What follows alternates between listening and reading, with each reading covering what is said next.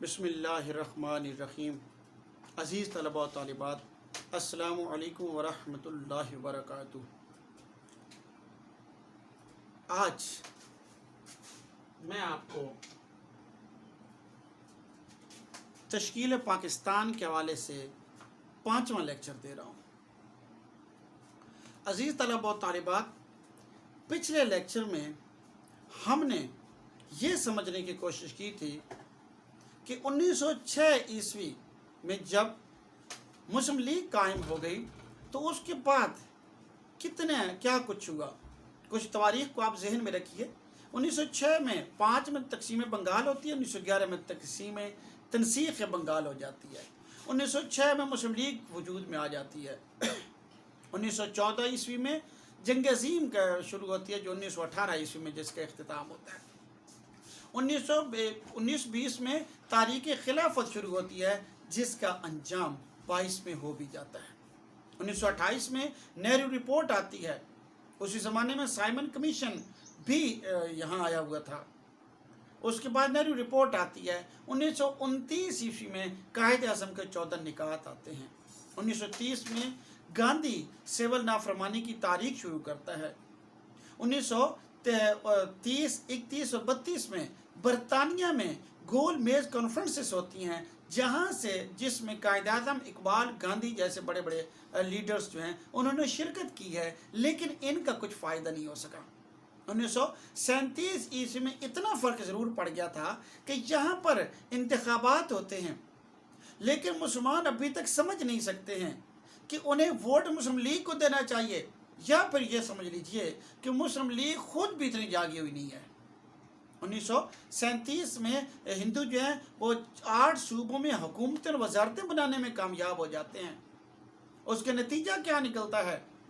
उसके नतीजा ये निकलता है कि वो मुसलमानों को बहुत तंग करते हैं। गोया वो उनको ये याद दिलाते हैं कि उन्होंने कांग्रेस को वोट देकर बहुत बड़ी गलती की है। अब तक तो जो कांग्रेस के ज़ुआमा थे वो बताने में कामयाब हो गए थे कि हिंद की एक वाहिद नुमाइंदा जमात कांग्रेस है, लेकिन जो जुल्म सितम उन्होंने किए उसका नतीजा ये निकला कि अब मुसलमानों को मुस्लिम लीग की याद सताने लगी, और उसके नतीजे में 1940 ईस्वी में जब इकबाल पार्क जिसे कहते हैं, जिसे मंटो पार्क कहते हैं, वहाँ पर एक बहुत बड़ा जलसा मुनाकिद हुआ और वहाँ पर करारदाद लाहौर पास की गई। याद रखिए, लेकिन हिंदू प्रेस ने शोर मचा दिया कि नहीं नहीं, ये करारदाद लाहौर नहीं, करारदाद पाकिस्तान है। तो मुसलमानों ने कहा ठीक है भाई, इसको करारदाद पाकिस्तान में ही बदल दो। जलसे जुलूस हुए। पाकिस्तान का मतलब क्या? ला इलाहा इल्लल्लाह। ये गली कूचे में ये जो नारा है वो आम हो गया था। नतीजा ये निकला कि सिर्फ 7 साल के जद्दोजहद के बाद पाकिस्तान वजूद में आ गया। अजीज़ तलबा, आगे चलते हैं कि अपने ये हिंदुस्तान के मुसलमानों, अच्छा, जो गुज़श्ता इक़्तिबास हमने पढ़े थे उसके अल्फाज के कुछ मानी मैं आपको बताना चाहता हूँ। जैसे तोते की तरह आंखें फेरना, बेवफाई करना, नाफिज करना, सादिर करना, हिस्से बखरे करना, टुकड़े करना, इश्तिआल अंगेज़, गुस्सा दिलाने वाली, मुस्लिम कुश, मुसलमानों को मिटाने वाली, हट धर्मी, जिद, सर फिर गया, दिमाग ख़राब हो गया, मिलिया मेट करना, तबाह बर्बाद करना, मुसम्मम, पक्का इरादा, मुदगम करना, मिलाना, प्रागंदा, मुंतशिर, बरकी रहो, बिजली किसी लहर, तहफ़्फ़ुज़ात मराआत, हुकूक व रियायतें, दावेदार, हक जिताने वाले हैं। ये गुज़श्ता इक़्तिबास के अंदर अल्फाज आए थे जिनके मानी मैंने आपको बता दिए हैं। अगला इक़्तिबास पढ़ते हैं। ये हिंदुस्तान के मुसलमानों के लिए एक बेहद नाजुक वक्त था। मुसलमानों में कहने को कई सियासी जमातें थीं। मुस्लिम लीग जो 1906 में कायम हुई, कभी जागती कभी सोती रही। उसके बाद 1919 ईस्वी के हंगामा खेज साल में जमीयतुल उलमा बनी। 1929 ईस्वी में खुदाई खिदमतगार और मजलिस अहरार का क़याम अमल में आया। اور اسی سال میں نیشنلسٹ مسلمانوں نے بھی اپنی ایک کانفرنس منعقد کی. جی نیشنلسٹ مسلمانوں کا جو مسلم لیگ سے کچھ ناراض لوگ ہو گئے تھے، انہوں نے مل کے یہ ایک جماعت بنائی تھی، کانفرنس منعقد کی تھی، جس میں مولانا ابوالکلام آزاد رحمۃ اللہ علیہ جس کو لیڈ کر رہے تھے. 1937 عیسوی میں جب کانگریس برسر اقتدار آئی اور اس نے مسلمانوں کی قومی ہستی کو ختم کرنا چاہا، تو سوال پیدا ہوا کہ مسلمان اس کا کیا جواب دیتے ہیں. اس خطرناک وقت میں مسلم لیگ کی قیادت جس زبردست شخصیت کے ہاتھ میں تھی، اس نے کانگریس کے چیلنج کو دلیری سے قبول کیا. یہ قائد اعظم محمد علی جناح تھے، جو ایک طرف سیاسی بات چیت میں انگریزی حکومت اور کانگریسی لیڈروں کے ساتھ پورے اترے، اور دوسری طرف اپنی لاجواب شخصیت کے بل پر ایک پراگندہ اقلیت کو ایک مستقل قوم بنانے میں نمایاں طور پر کامیاب ہو گئے. جیسا کہ میں نے آپ کو بتایا کہ اس زمانے میں بہت سی جماعتیں تھیں جو مسلمانوں کی نمائندگی کر رہی تھیں، لیکن کوئی اتنی مضبوط جماعت نہیں تھی کہ سارے ہند کو جوڑ سکتی اور کانگریس اور جو انگریز ہیں ان کی چالوں کا مقابلہ کر سکتی. وہ مسلم لیگ تھی جس نے سب کا مقابلہ کیا، اور اس کا عظیم لیڈر تھا محمد علی جناح، جنہوں نے انگریزوں کا چیلنج بھی قبول کیا، کانگریس کا چیلنج بھی قبول کیا، اور یوں انہوں نے پاکستان بہت جد و جہد کی، ہر طرح سے کوشش کی، شبانہ روز کاوشیں کی، یہاں تک کہ 1947 عیسوی میں پاکستان وجود میں آ گیا. آپ دیکھیے، میں آپ کو بتا چکا ہوں کہ اس زمانے میں جمعیت العلماء ہند وجود میں آ گئی. 1919 میں مفتی کفایت اللہ صاحب اس کے بانی تھے. اس کے بعد خدائی خدمتگار سید قاسم شاہ صاحب نے بنائی تھی 1929 میں سرحد کے اندر، اس زمانے کے اندر سرحد تھا. اور مجلس آرار 1929 عیسوی میں وجود میں آئی تھی. چودھری فضل حق، عطا اللہ شاہ بخاری رحمۃ اللہ علیہ، مولانا ظفر علی خان رحمۃ اللہ اس میں شامل تھے. یہ سارا کچھ جب ہو گیا تو پھر لکھنؤ میں آل انڈیا مسلم لیگ کا 25واں اجلاس ہوا، جس کی صدارت قائد اعظم نے کی تھی 1937 عیسوی میں. چونکہ مسلمان بہت تنگ ہو چکے تھے ہندوؤں سے، اور اس میں یہ فیصلہ کیا گیا تھا جو بعد میں 1940 عیسوی میں 23 مارچ 1940 عیسوی میں قرارداد لاہور یا قرارداد پاکستان کی صورت میں ظاہر ہوا. اس کے بعد آگے پڑھیے. اکتوبر 1937 عیسوی میں لکھنؤ میں آل انڈیا مسلم لیگ کے 25ویں سالانہ اجلاس سے اسلامی ہند کی تاریخ بیداری کا ایک نیا دور شروع ہوا. جی اب مسلمان جاگ گئے تھے، وہ انگریزوں سے تنگ تھے لیکن پھر بھی ہندوؤں کے ساتھ چل رہے تھے. 1937 میں انہوں نے ووٹ دیا ہندوؤں کو، ہندو حکومتیں بن گئیں. انہوں نے اتنا ظلم کیا، ترنگے کو جو ان کا پرچم اس کو سلامی دلواتے تھے مسلمانوں سے، وہ اپنے قومی ترانہ مسلمانوں سے پڑھوانے کی کوشش پڑھواتے تھے. یہی نہیں بلکہ وہ اردو کو مٹانے اور ہندی کو پروان چڑھانے کی فکر میں لگ گئے تھے. طرح طرح سے وہ مسلمانوں کے جو علامتیں ہیں اس کو مٹانے میں لگ گئے تھے. چنانچہ مسلمان بیدار ہو گئے اور مسلم لیگ کا ساتھ دینے کے لیے تیار ہو گئے. تو اسی وہ کہتا ہے کہ 1937 سے مسلم لیگ یا اسلامی ہند کی تاریخ بیداری کا نیا دور شروع ہوا. چنانچہ 23 مارچ 1940 عیسوی کو مسلم لیگ نے لاہور میں پاکستان کی قرارداد منظور کی، یعنی مسلمانان ہند کے لیے ہندوستان کے ایک حصے میں ایک خود مختار حکومت اور ایک جداگانہ آزاد وطن کے قیام کا شاندار منصوبہ باندھا. اس سے مسلمان قوم میں زندگی کی ایک برقی رو دوڑ گئی، بجلی کی سی لہر دوڑ گئی. اب وہ محض تحفظات و مراد کی سائل نہ رہی، بلکہ کہلاتا مستقل آزاد قومیت کی دعوے دار بن گئی، جس کی ایک اپنی جدا حکومت ہو، ایک اپنی جدا تہذیب اور ایک اپنا جدا گانا وطن ہو. جی اس کے معنی میں بتا چکا ہوں آپ کو. تو اب تک ہندوؤں کے ساتھ رہنے کی سوچ رہے تھے، لیکن ان کے ظلم و ستم سے اتنے تنگ آ گئے کہ اب انہوں نے فیصلہ کر لیا کہ انہیں ایک علیحدہ وطن چاہیے جس کے اندر وہ اسلام کے قوانین کے مطابق زندگی گزار سکیں، جہاں وہ آزاد ہوں، جہاں وہ اقلیت بن کر نہ رہیں، جہاں ظلم و ستم کی کوئی کڑی، کوئی بھی کوشش روا نہ رکھی جا سکے، جہاں ان کی زندگیاں محکوموں والی نہ ہوں۔ اس وجہ سے 1940 میں قرارداد لاہور یا قرارداد پاکستان منظور ہو گئی تھی۔ اب وہ والی بات رہی نہیں تھی کہ مسلمان صرف حقوق مانگتے تھے، کچھ مراعات مانگتے تھے، نہیں، اب تو وہ علیحدہ ملک مانگ رہے تھے۔ اب تو وہ ہندوؤں کے ساتھ رہنے کو بھی تیار نہیں تھے، وہ باشعور ہو گئے تھے۔ اور سر سید جنہیں اس زمانے میں جنہیں روکا تھا، اس کے بعد وہ بالغ ہوتے چلے گئے، اور اب تقریباً 80 سال بعد یا 90 سال، کم و بیش 47 تک 90 سال بنتے ہیں، انہوں نے 57 سے 47 تک کی میں بات کر رہا ہوں، 90 سال بنتے ہیں۔ ان 90 سالوں کے اندر اتنے عروج و زوال آئے ہیں کہ پختگی آ گئی ہے مسلمانوں کے اندر، وہ سمجھنے لگ گئے ہیں کہ انہیں علیحدہ ملک چاہیے۔ انہوں نے 1906 میں اپنی جماعت بنائی ہے، مختلف اور جماعتیں بھی وجود میں آئی ہیں، اور یوں یہ ایک بیداری کی لہر اٹھی ہے۔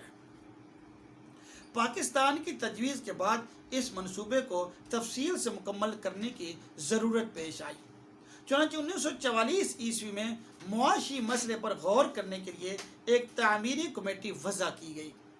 1944 میں تعلیمی مسئلے کے لیے ایک تعلیمی کمیٹی بنی، اور دیگر اہم مسائل کے لیے مصنفین کی کمیٹی بنائی گئی۔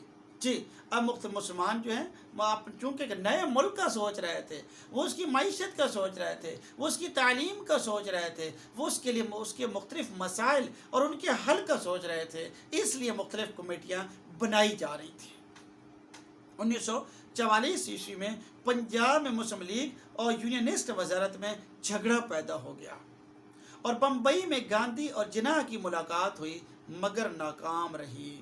عزیز طلبہ، مسلم لیگ ایک علیحدہ وطن چاہتی تھی۔ مسلم لیگ یہاں سے انگریزوں کو بھی ہٹانا چاہتی تھی، کانگریس کو بھی ہٹانا چاہتی تھی، اور جو یونینسٹ پارٹی ہے یہ انگریزوں کے ساتھ تھی، جیسے جو بعد میں زمیندارہ پارٹی میں بدل گئی۔ یہ کسی صورت نہیں چاہتی تھی یونینسٹ پارٹی کہ پاکستان وجود میں آ جائے۔ اگر آپ احمد ندیم قاسمی کے حالات زندگی پڑھیے تو آپ کو پتہ چلتا ہے، چونکہ احمد ندیم قاسمی انگا ایک گاؤں کا نام ہے، خوشاب، ضلع خوشاب کے اندر، اس زمانے میں ضلع خوشاب ایک تحصیل تھی ضلع سرگودا کی، اور سرگودا کے اندر یونینسٹ پارٹی کا زور تھا، کیونکہ سر سکندر حیات ٹوانہ اور عمر حیات ٹوانہ جو ہیں وہ اس کو لیڈ کر رہے تھے، وہ وزیر اعلیٰ تھے، اس وقت وزیر اعظم کہلاتے تھے۔ تو یہاں قاسمی اس سے بڑے متاثر ہوئے ہیں۔ اگر آپ قاسمی کے حالات زندگی پڑھیے تو آپ کو پتہ چلے گا، آپ کو یونینسٹ پارٹی اور مسلم لیگ کے درمیان جو خلیج ہے یا جو جھگڑا ہے، اس کے بہت سے معنی اور مفاہیم سمجھ آ جائیں گے۔ تو یہ جھگڑا ہو گیا تھا اسی زمانے میں، گاندھی اور جناح کے درمیان ملاقات ہوتی ہے، وہ بھی ناکام ہو گئی۔ اب ہندو کوشش کر رہے تھے کہ متحدہ ہند کو آزاد کروایا جائے۔ مسلم لیگ ان کا ہندوؤں کا رخ دیکھ چکی تھی، مسلمان انہیں سمجھ چکے تھے، اب وہ کسی صورت بھی ان کے ساتھ رہنے پر تیار نہیں تھے، اور ہر وہ کوشش جس سے انگریزوں کو فائدہ پہنچتا تھا یا کانگریس کا فائدہ پہنچتا تھا، وہ کسی صورت بھی وہ اس کو قبول کرنے کو تیار نہیں تھے۔ 1945 میں شملہ کانفرنس میں کانگریس اور مسلم لیگ کو پھر اکٹھا بلایا گیا، مگر کچھ نتیجہ نہ نکلا۔ آخر حکومت ہند نے نئے انتخابات کا اعلان کیا اور کہا کہ برطانوی مزدور حکومت لیبر پارٹی کے پیش نظر ہندوستان کو خود اختیاری حکومت دینا ہے۔ جی، اب اتنے جلسے جلوس ہو چکے تھے، اتنی جدوجہد ہو چکی تھی کہ برطانیہ مجبور ہو گیا تھا یہاں سے جانے کے لیے، وہ مجبور ہو گیا تھا کہ وہ یہاں پر انتخابات کرا دے۔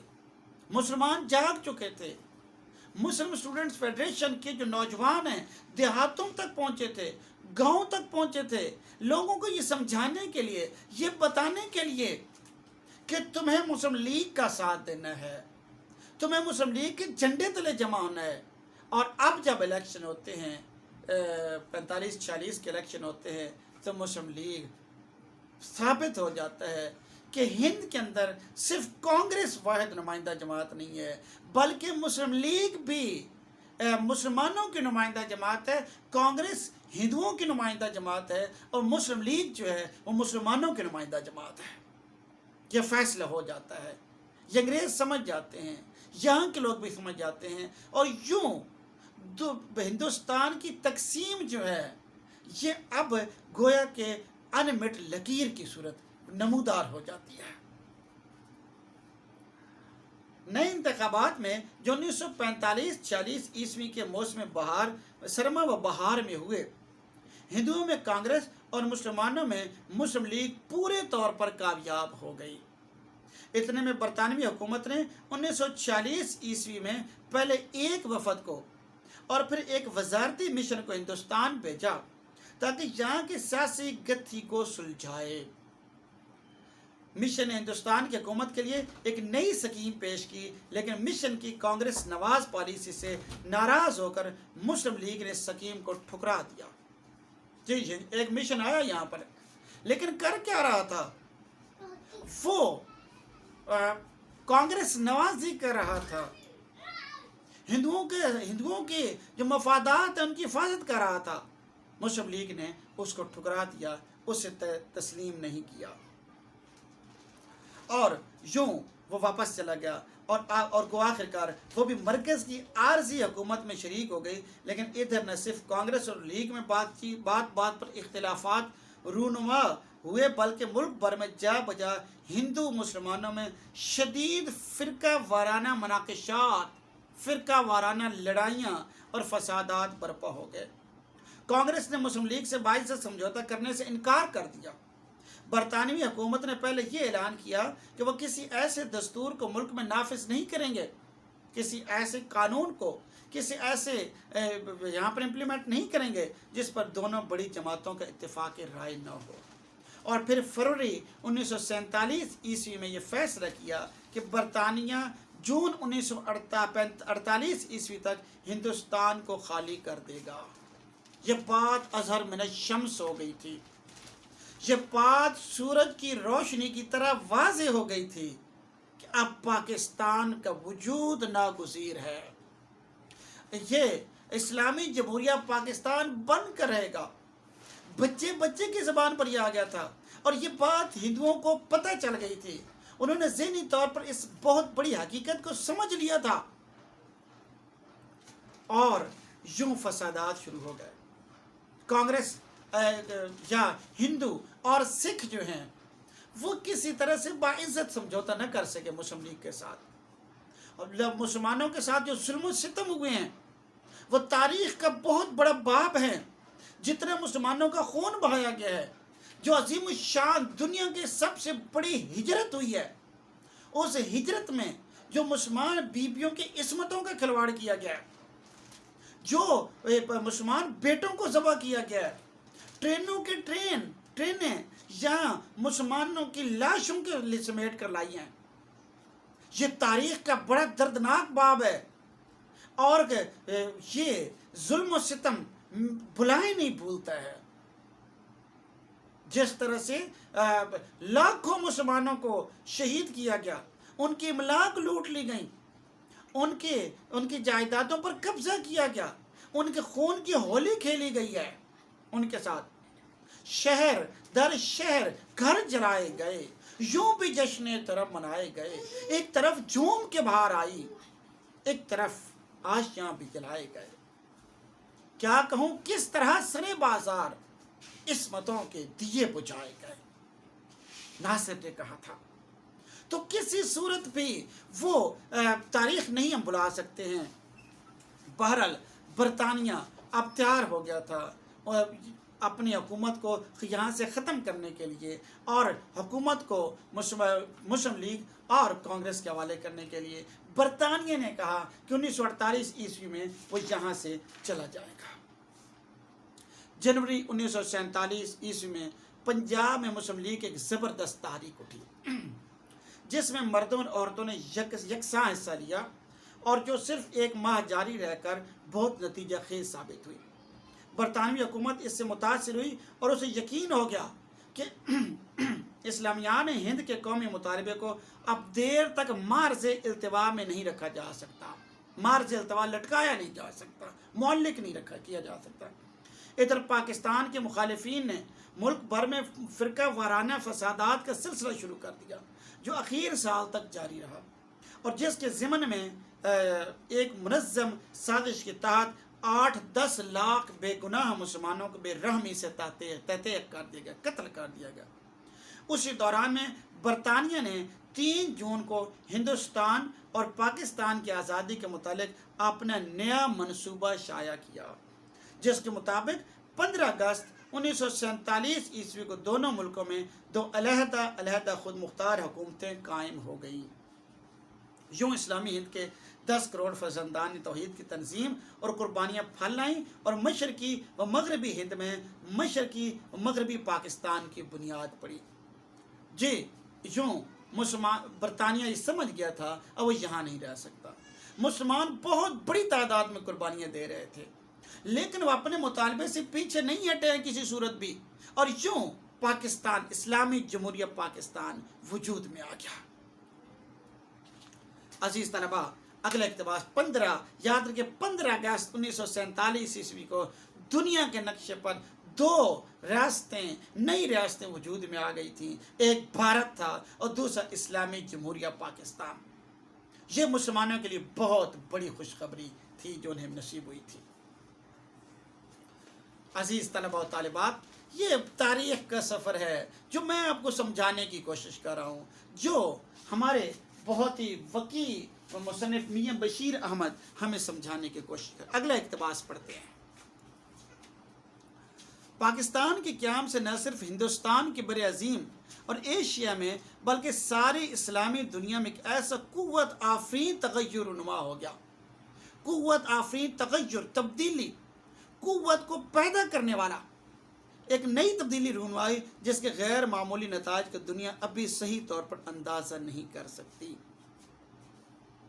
ادھر جی ابھی تک یاد رکھیں یہ بہت پہلے لکھا گیا تھا مضمون، آج دنیا اس کو سمجھ رہی ہے، پاکستان کتنا اہم ہے اور اس کے دفاعی مقامات اور اس کا جغرافیہ کتنی اہمیت کا حامل ہے، آج دنیا کو پتہ ہے، اس وقت ابھی دنیا اس کو محسوس نہیں کر سکتی تھی۔ خاص طور پر 65 عیسوی کی جنگ نے دنیا کے پر باور کرا دیا تھا کہ پاکستان کتنی عظیم، طاقتور اور ذی شان مملکت ہے۔ ادھر یمر پاکستان کی ملت اسلامیہ پر روز بروز واضح ہو رہا ہے کہ اگر اسے اپنی اور دنیا کی طرف اپنی اسلامی اور انسانی فرض ادا کرنا ہے تو پاکستان کی حکومت لازمی طور پر اسلامی جمہوریت کے ترقی پرور اصولوں پر قائم ہوگی۔ اسلامی جمہوریت کے اوپر اسلام بھی ہوگا، جمہوریت بھی ہوگی۔ جمہوریت کو خالصتاً طریقے سے چلایا جائے تو اسلامی اصولوں کے مطابق چلتی ہے، جس میں مسلم اور غیر مسلم دونوں سے مساوی سلوک کیا جائے گا، جس میں بڑے بڑے سرمایہ داروں کے لیے جگہ نہ ہوگی بلکہ جس میں غریبوں اور کارکنوں کا خاص طور پر خیال رکھا جائے گا، جس میں عورت کے حقوق اور اس کی شخصیت محفوظ ہوگی، جس میں دولت ادھر تمام لوگوں میں مناسب طور پر تقسیم ہو کر اور ادھر بیت المال میں جمع ہو کر عوام الناس کے معیار زندگی بڑھانے کے کام آئے گی۔ جی میاں بشیر احمد کے یہ خیالات ہیں جو بڑے وقی ہیں۔ یاد رکھیں میاں بشیر احمد جو ہیں اس زمانے کے اندر جو تاریخ پاکستان چل رہی تھی اس کے بڑے اہم اور سیاسی رہنما تھے۔ 1940 کے جلسے میں نے آپ کو شروع میں پڑھایا تھا، بتایا تھا پہلے لیکچر میں، انہوں نے شمولیت اختیار کی تھی اور ان کے یہ خیالات بنیادی طور پر تحریک پاکستان کے لیڈرز کے خیالات ہیں کہ یہاں مسلم میں اور غیر مسلم میں تمیز نہیں ہوگی، یہاں عورتوں کے حقوق کی پامالی نہیں ہوگی، یہاں سرمایہ دار حکمران نہیں بنیں گے، یہاں پر سرمایہ دار امیر اور غریب میں خلید قائم نہیں ہوگی، یہاں پیسے کی منصفانہ تقسیم ہوگی، یہاں لوگوں کا، تمام لوگوں کا، تمام عوام کا جو ہے معیار زندگی بلند ہوگا۔ لیکن کیا ہوگا بتانے کی ضرورت نہیں ہے۔ کیا عورتوں کے حقوق محفوظ ہیں؟ کیا مسلم اور غیر مسلم کے حقوق محفوظ ہیں؟ کیا اقلیتوں کو کوئی نقصان نہیں پہنچایا گیا؟ اسی طرح سے عزیز طلباء، کیا یہاں سرمایہ دار حکومت جو سرمایہ دار ہیں اور غریب ہیں ان کے درمیان کوئی خلیج نہیں ہے؟ یقیناً ابھی کچھ وقت لگے گا، جد و جہد جاری ہے، تھوڑا سا وقت لگے گا کہ مسلم کہ جہاں پر جو پاکستان یعنی پاکستان ہیں ان کو جو ہے وہ حقوق مل جائیں گے جس کے لیے یہ عظیم الشان وطن وجود میں آیا تھا۔ مسلمانوں کا نسب العین اسلام ہے، وہ اسلام نہیں، نسب العین اولین مقصد وہ اسلام نہیں جس کا ڈنکا مطلق العنان بادشاہوں اور خود غرض امراء نے بجایا، مطلق العنان شہنشاہوں نے جن کے لفظ حکم کا درجہ رکھتے تھے، بلکہ وہ اسلام جس کا حامل قرآن ہے، جس نے صرف اندھے کے خدا کے آگے سر جھکانا سکھایا، وہ اسلام جس کا نمونہ حضرت صلی اللہ علیہ وآلہ وسلم اور خلفائے راشدین کے عہد میں مسلمانوں کی زندگیوں میں نظر آتا ہے، وہ سچائی، وہ دلیری، وہ خود اعتمادی، وہ انکسار و امن پسندی، وہ محنت و مساوات، وہ صبر و تقوی، وہ مسلم و غیر مسلم سب کی خدمت، سب کے حقوق کا تحفظ، سب سے رواداری اور محبت، یہ ہے پاکستان کے مسلمانوں کا نسب العین۔ ہمارے قومی شاعر نے اپنی قوم کے ہر فرد پر خوب روشن کر دیا تھا۔ پرے ہے چرخے نیلی فام سے منزل مسلمان کی، پرے ہے چرخے نیلی فام سے منزل مسلمان کی، ستارے جس کی گرتے راہ ہوں وہ کارواں تو ہے۔ جی، بنیادی طور پر اسلام کا قلعہ ہے پاکستان۔ یہاں پر اس ملک کو بنایا گیا ہے تو یہاں پر تمام تر میاں بشیر احمد کہتے ہیں کہ جو اسلام کے قوانین ہیں، جو اسلام کی اخلاقیات ہے، اسلام کی اعلی اقدار ہیں، ان تمام کی امپلیمنٹیشن ہونی ہے، اس کا نفاذ ہونا ہے، کیونکہ یہ مملکت خداداد اسلام کے نام پر حاصل کی گئی تھی۔ مدینہ کے بعد دوسری ریاست ہے، نظریاتی ریاست ہے جو اسلام کے نام پر بنی ہے۔ اس وجہ سے وہ کہتے ہیں کہ مسلمان کی جس طرح منزل چرخ نیلی فام سے آسمان سے بھی بلند ہے، اسی طرح پاکستان کی منزل بہت بلند ہے، پاکستان کے مسلمانوں کی منزل جو ہے وہ بہت بلند ہے، اور انشاءاللہ آج نہیں تو کل میاں بشیر احمد کے یہ خیالات یا جن لوگوں نے پاکستان بنایا ان کے خواب تعبیر کا روپ دھار لیں گے۔ میں بھی دعا کو ہوں، آپ بھی دعا کو ہیں۔ میں نے عزیز طلباء اس پورے چیپٹر کے اندر، اس پورے مضمون کے اندر یہ بات سمجھانے کی کوشش کی ہے کہ آپ کی تاریخ پاکستان کیا ہے، یا تھوڑے وقت میں، بہت تھوڑے وقت میں ہم نے تاریخ کی کچھ جو چیپٹرز ہیں، تاریخ کی کچھ نقوش جو ہیں ان کو سمجھنے کی کوشش کی ہے۔ پاکستان ایسی 47 میں وجود میں نہیں آ گیا تھا، اس کے پیچھے 57 بھی کھڑا ہے، اس کے پیچھے آپ دیکھیے جنگ عظیم بھی ہے، اس کے پیچھے تحریک خلافت بھی ہے، اس کے پیچھے بہت سی کڑیاں ملتی ہیں، اور تب پاکستان وجود میں آیا تھا۔ اللہ تعالیٰ سے دعا ہے کہ جن روایات کا یہ ملک امین ہے، اللہ تعالیٰ ان میں رنگ بھر دے اور یہ وطن جو ہے عظیم الشان بن جائے، جس طرح کے خواب ہمارے بزرگوں نے دیکھے تھے وہ قبول ہو جائیں۔ انشاءاللہ اگلے چیپٹر میں، اگلے لیکچر میں اس سبق کا خلاصہ اور اس کی مشق پڑھنے کی کوشش کریں گے۔ اللہ تعالیٰ آپ کو اپنے حفظ و امان میں رکھے اور خوش رکھے۔ اللہ حافظ۔